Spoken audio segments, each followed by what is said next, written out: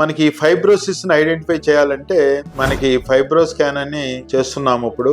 అదేవిధంగా ఎంఆర్ఐ, ఎలస్టోగ్రఫీ, వీటిల్లో మనకి లివర్ సెల్స్ లో ఎంత ఫ్యాట్ ఉంది, ఎంత ఫైబ్రోసిస్ ఉందని తెలుస్తుంది. సో దాన్ని బట్టి మనం లివర్ పర్మనెంట్ గా డ్యామేజ్ అయిందా, సో హెపటైటిస్ స్టేజ్ లో ఉందా, ఓన్లీ ఫ్యాటీ లివర్ స్టేజ్ లో ఉందని నిర్ధారణ చేసుకునే అవకాశం ఉంది. అదేవిధంగా మనకి సిరోటిక్ స్టేజ్ లో ఎండోస్కోపీ అనేది చాలా వరకు ఉపయోగపడుతుంది.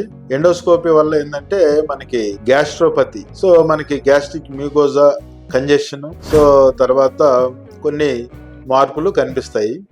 అదేవిధంగా వారిసియల్ సో డైలిటేషన్ అంటే ఈసోఫేజల్ వారిసిస్ అని, ఫండల్ వారిసిస్ అంటే రక్తనాళాలు ఈ లివర్ ఫైబ్రోస్ వచ్చిన దానివల్ల, సో దాని చుట్టూతా ఫైబ్రోసిస్ ఫామ్ అయిన దానివల్ల రక్తనాళాల చుట్టూతా ఈ రెసిస్టెన్స్, మనకి బ్లడ్ సప్లై లివర్ లోకి వెళ్ళడానికి రెసిస్టెన్స్ పెరిగి పోర్టల్ రక్తనాళాలు అంటే లివర్ కి సప్లై చేసే ఇంటెస్టైన్ నుంచి రక్తనాళాల్లో రక్త ప్రసరణ రెసిస్టెన్స్ వల్ల మనకి ప్రెషర్ పెరుగుతుంది. దాన్నే మనం పోర్టల్ హైపర్ టెన్షన్ అంటాము. దీనివల్ల మనకి ఈ అన్నవాహిక స్టమక్ కలిసే దగ్గర స్టమక్ లో గాని రక్తనాళాలు ఉబ్బుతాయి అన్నమాట. దాన్నే మనం వారిసిస్ అంటాం.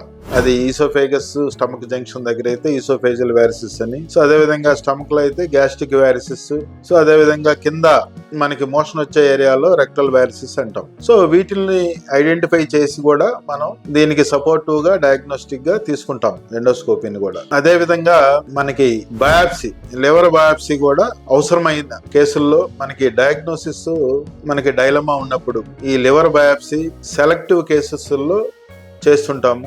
అదేవిధంగా లివర్ బయాప్సీని మనం రక్తనాళాల లోపల నుంచి కూడా బయాప్సీ తీసుకోవచ్చు. మనకి లివర్ డ్యామేజ్, బ్లీడింగ్ కాకుండా ఈ పద్ధతులను కూడా వాడుతుంటాం. సో అదే విధంగా మనకి హెపటైటిస్ స్టేజ్ లో ఉన్నప్పుడు, లివర్ ఫెయిల్యూర్ లో ఉన్నప్పుడు వీలైనంత వరకు లివర్ బయాప్సీ జోలికి పోకుండా ఉంటే మంచిది. సో అక్కడ ప్రమాదం జరిగే అవకాశం ఉంది.